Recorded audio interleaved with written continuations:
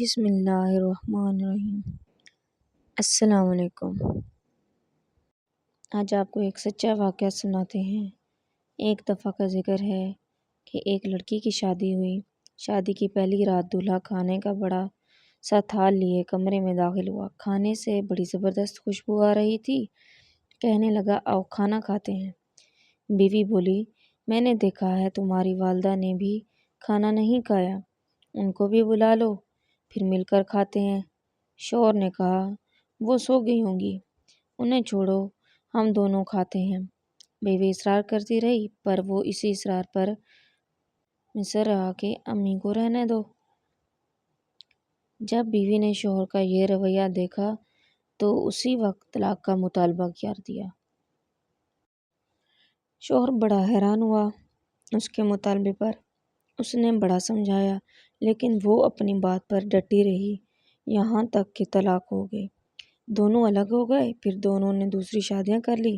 30-35 سال گزر گئے۔ عورت کے بیٹے ہوئے، بہت محبت کرنے والے، ماں کا خیال رکھنے والے، بہت آسودہ حال تھی وہ۔ اس نے ارادہ کیا کہ حج کرنا چاہیے۔ سفر کے دوران اس کے بیٹے اسی سے کسی ملکہ کی طرح پیش آ رہے تھے، پاؤں زمین پر لگنے نہ دیتے تھے۔ صحرائی سفر تھا۔ راستے میں ایک آدمی پر نظر پڑی جو بہت بری حالت میں بھوکا پیاسا، بال کچڑی، کپڑے پرانے۔ اس عورت نے بیٹوں سے کہا، جاؤ دیکھو کون مسافر ہے، اسے اٹھاؤ، ہاتھ منہ دھلا کر کھانا کھلاؤ، پانی پلاؤ۔ چنانچہ بیٹے گئے، ماں نے جیسا کہا تھا ویسا کیا۔ عورت کی جب اس پر نظر پڑی تو جان گئی وہ اس کا پہلا شوہر تھا۔ کہنے لگی، یہ کیا کیا وقت نے تمہارے ساتھ؟ بولا، میری اولاد نے میرے ساتھ بھلائی نہیں کی۔ عورت کہنے لگی، کیوں کرتی کہ تم نے والدین کے ساتھ برا سلوک کیا تھا۔ میں اسی دن جان گئی تھی کہ تم ماں باپ کے حقوق ادا نہیں کرتے، اسی لیے میں ڈر گئی کہ کل کو میرے ساتھ بھی ایسا ہی ہوگا۔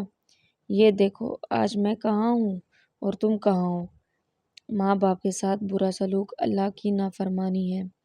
اگر اپنا بڑھاپا ہم شاندار گزارنا چاہتے ہیں تو والدین کے ساتھ شاندار سلوک کیجیے، کیونکہ یہ ایسا عمل ہے کہ جس کا بدلہ دنیا میں ہی دے دیا جاتا ہے، خواہ اچھا ہو یا برا۔ Please subscribe my channel.